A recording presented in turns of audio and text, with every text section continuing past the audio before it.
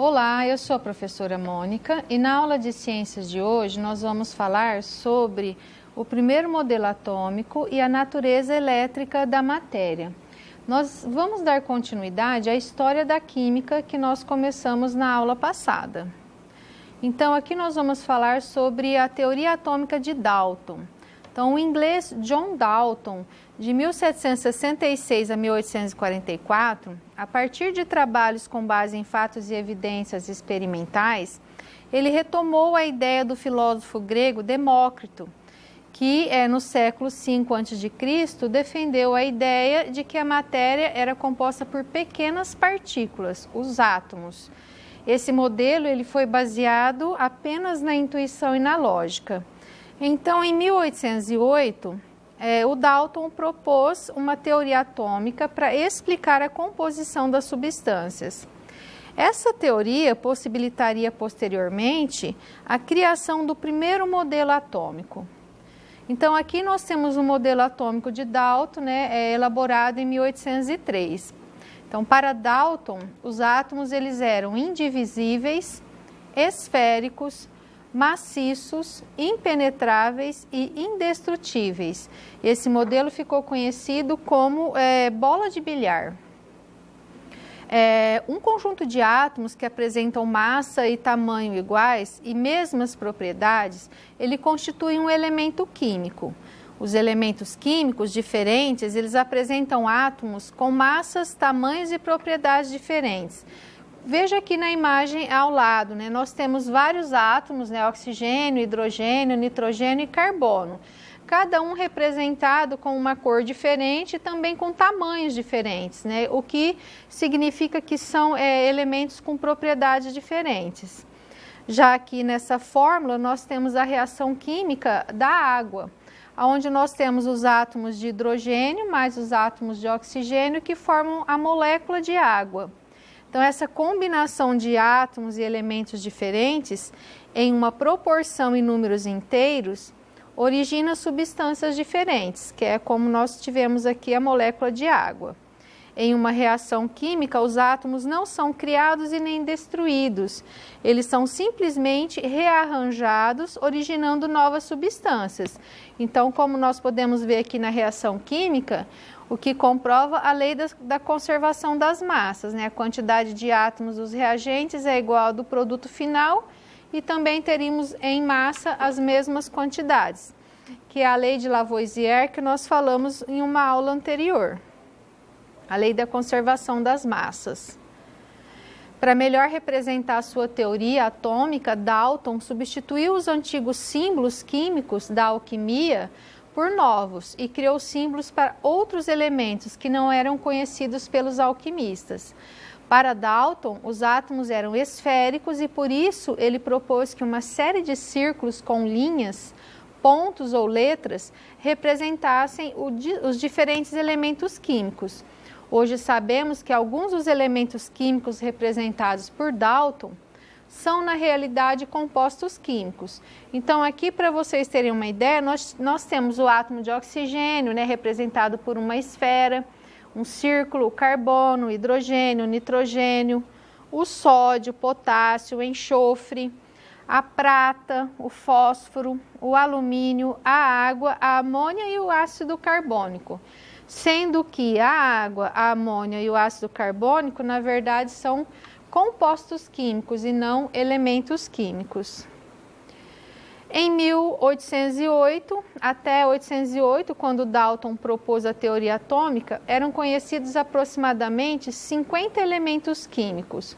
Por volta de 1810, o químico sueco Berzelius, de 1779 a 1848, ele organizou a notação química utilizada atualmente, introduzindo como símbolo dos elementos as iniciais de seus nomes antigos, geralmente de origem latina.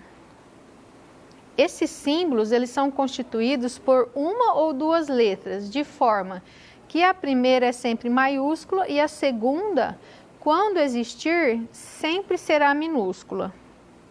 Atualmente, entre os 118 elementos químicos conhecidos, 14 trazem como símbolo apenas uma letra, e os outros 104 são representados por 2 letras. Veja alguns exemplos a seguir dos símbolos propostos por Berzelius. Nós temos aqui o alumínio, representado por 2 letras, AL, o chumbo, PB, o cloro, Cl, o cobre, Cu, o fósforo pela letra P, hélio, He, lítio, Li e a prata, Ag. Então, e os seus nomes em latim, que era a língua utilizada na época. Aqui nós temos uma comparação da evolução da simbologia dos átomos, do símbolo alquímico, o símbolo de Dalton e o símbolo de Berzelius. Então, aqui os elementos ouro, a prata, o ferro e o cobre, durante a evolução aí da simbologia, eles foram sendo representados de formas diferentes, né? Até que atualmente nós usamos aqui o símbolo de Berzelius. Então, só para a gente ter uma ideia, o ouro, né, no alquimista, ele era um círculo com um ponto no centro. Já Dalton representava com um círculo com a letra G no centro. E Berzelius com a letra, o símbolo em latim, né, que era as iniciais do nome, que é o AU. Agora nós vamos falar sobre a descoberta da estrutura elétrica da matéria. Então, a história da eletricidade, ela tem o seu início no século VI a.C., na Grécia Antiga, quando o filósofo Tales de Mileto, após descobrir uma resina vegetal fóssil petrificada chamada âmbar, esfregou-a com a pele e lã de animais e pôde então perceber que ela atraía pequenos objetos leves, como palhas e fragmentos de madeira e penas. Então, aqui na imagem ao lado, nós temos a figura do âmbar, ele é petrificado, inclusive nós temos um fóssil de um inseto, né, que ficou preso aqui nessa petrificação do âmbar. Aqui nós temos a imagem do âmbar, depois de atritado, atraindo uma pena, que é um material bem leve. A eletricidade e o magnetismo eram conhecidos como fenômenos distintos. Tales de Mileto foi o primeiro a relatar que o âmbar, resina fossilizada de árvores, ao ser friccionado, adquire a propriedade de atrair objetos leves, como penas e plumas. Já a magnetita, atraíam-se ou repeliam-se, dependendo de como se orientavam, que são os ímãs, né? E tinham propriedade de sempre atrair o ferro. Então, a bússola ela foi inventada pelos chineses, né, há 3 anos antes de Cristo, utilizando essa propriedade do magnetismo. Aqui nós temos um exemplo de como é feita a eletrização por atrito. Então, nós temos 2 materiais diferentes. Nós temos um bastão de vidro e um tecido de seda. Inicialmente, eles são neutros, né? Eles não apresentam nenhuma carga elétrica. Após o atrito da seda e o vidro, essa seda ela passa a ter carga elétrica, né, negativa, e o bastão de vidro passa a ter carga elétrica positiva. Aqui nós temos um outro experimento, onde foi feito o seguinte: um bastão de vidro foi atritado com a lã. Após o atrito dos 2, eles foram separados e novamente se aproximaram. Quando eles se aproximaram, foi observado que ocorreu uma atração entre eles. Então, um puxava o outro, eles se atraíam. Depois, no segundo momento, foram usados 2 bastões de vidro que foram os 2 atritados pela lã. Mas, a hora que aproximava esses bastões, ao invés deles se atraírem, eles se repeliam, eles se afastavam. E o outro experimento também foi feito. A lã utilizada para atritar os bastões, né, 2 lãs que atritaram os bastões de vidro, elas também foram aproximadas uma da outra e eles perceberam que ocorria, eles se repeliam, né? Tanto que aqui essa lã, ela está pendurada, né, para que ela tenha esse movimento de se aproximar e se afastar. Então, nesses 2 casos, ocorreu que elas se repeliram. Então, a explicação desse fenômeno ela está relacionada à estrutura, né, do material, de que ele é feito. Aqui nesse outro experimento foi feito o seguinte: utilizando aqui o bastão de vidro e a seda, foram atritados, 2 bastões foram atritados e esses bastões eles foram aproximados um do outro após o atrito com a seda. e foi observado que eles se repeliram, ou ocorreu uma repulsão, eles se afastaram. No outro exemplo, o pelo de um animal foi atritado com um bastão de ebonite. Ebonite é um bastão feito com uma resina que contém enxofre. Ela é altamente um produto bem condutor de eletricidade. E aí, no caso, né, foi feito o mesmo experimento. Aproximou-se 2 bastões que foram atritados pelo pelo e ocorreu também a repulsão. Mas quando foi aproximado o bastão de ebonite mais o bastão de vidro, eles se atraíram. Então, essa é a observação que eles fizeram até então. Eles não entendiam o que estava acontecendo, né? Eles só sabiam que aconteciam isso. Então, o entendimento dessa aproximação e repulsão, que foi a explicação para o que estava acontecendo, só foi possível no final do século XVIII, a partir de experimentos feitos pelo cientista norte-americano Benjamin Franklin, de 1706 a 1790, que caracterizou as propriedades das cargas elétricas. Então, ele diz que existem 2 espécies de cargas elétricas, denominadas arbitrariamente de positivas e negativas. As cargas de mesmo sinal, elas se repelem, e cargas de sinais contrários se atraem. E é o que acontecia no experimento anterior, né? Então, cargas iguais se repelem, por isso o bastão de vidro e o outro bastão de vidro se afastavam. Cargas iguais, né, não importa se é negativa ou positiva, se repelem. E cargas diferentes se atraem. Ali nós temos o exemplo, né, do pente que foi atritado, que está atraindo os pedacinhos de papel. Quando um corpo apresenta o mesmo número de cargas elétricas positivas e negativas, dizemos que ele está eletricamente neutro.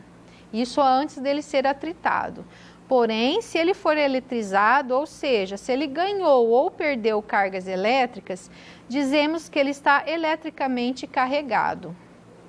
Um corpo ele pode estar eletrizado positiva ou negativamente. Então, aqui no exemplo, nós temos o âmbar atraindo também os pedacinhos de papel. Vamos observar a figura como que é um corpo neutro. O corpo neutro, que é o primeiro exemplo aqui, nós temos cargas elétricas positivas e negativas distribuídas, né, igualmente. No segundo exemplo, nós temos um corpo eletrizado negativamente. E no terceiro exemplo, nós temos um corpo eletrizado positivamente, onde só temos cargas positivas. Como que ocorre o processo de eletrização? Em todos os processos deverá existir a conservação de carga elétrica, ou seja, o somatório das cargas de antes é igual ao somatório das cargas depois, pois a carga elétrica ela não pode ser criada e nem destruída, mas transferida de um corpo para outro. A eletrização por atrito. Atritando-se 2 materiais diferentes, há transferências de elétrons de um para o outro. As suas características: o corpo que cede elétrons fica com carga positiva e o que recebe com carga negativa. As cargas elas ficam iguais em módulo, mas contrárias em sinal. Então, aqui no exemplo que nós já falamos, né, o bastão de vidro atritado com a lã. O bastão, ele cede elétrons para a lã, por isso ele ficou com a carga positiva. E a lã ficou com a carga negativa. Aqui nós temos um outro exemplo. O vidro atritado com a seda. Nesse atrito, aqui a seda ficou com a carga negativa e o bastão de vidro com a carga positiva. Já nesse outro exemplo, usando a seda também. Atritando a seda com o bastão de ebonite, nesse caso a seda fica positiva e o bastão de ebonite negativa. Então, o que eles observaram?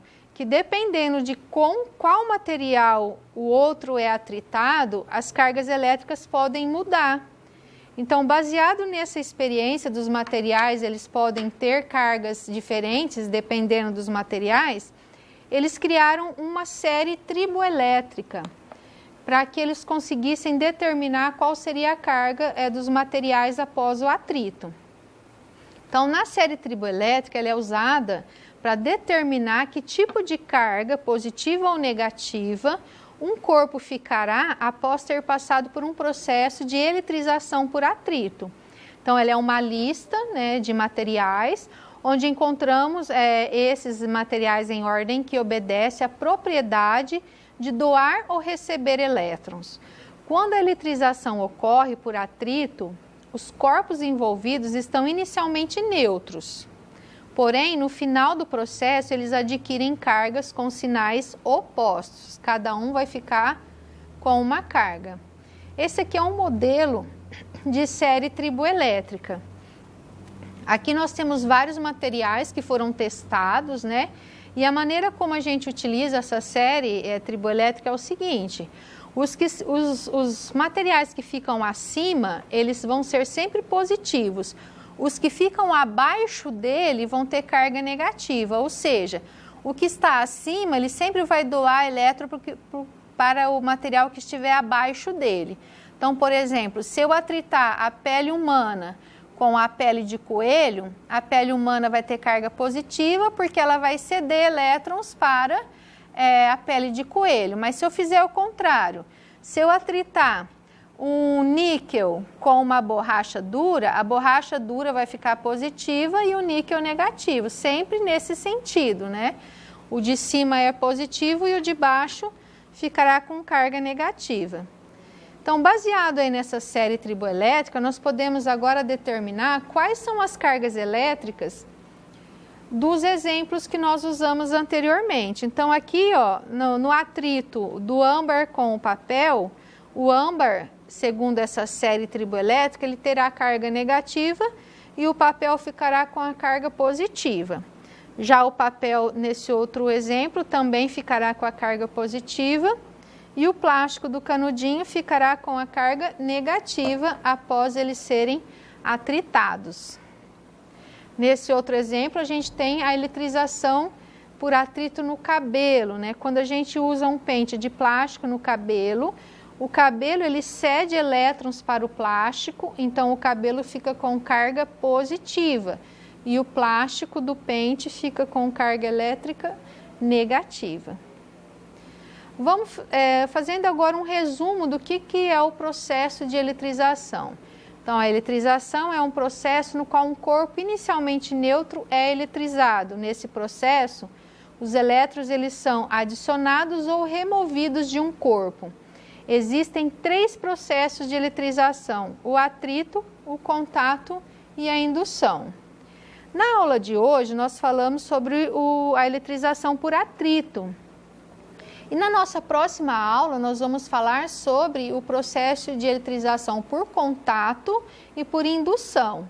Nós vamos dar sequência na nossa aula de hoje. E também vamos falar de outros modelos atômicos que nós precisamos conhecer. Então, a nossa aula de hoje ela vai ficando por aqui. Eu desejo a vocês bons estudos e até a nossa próxima aula.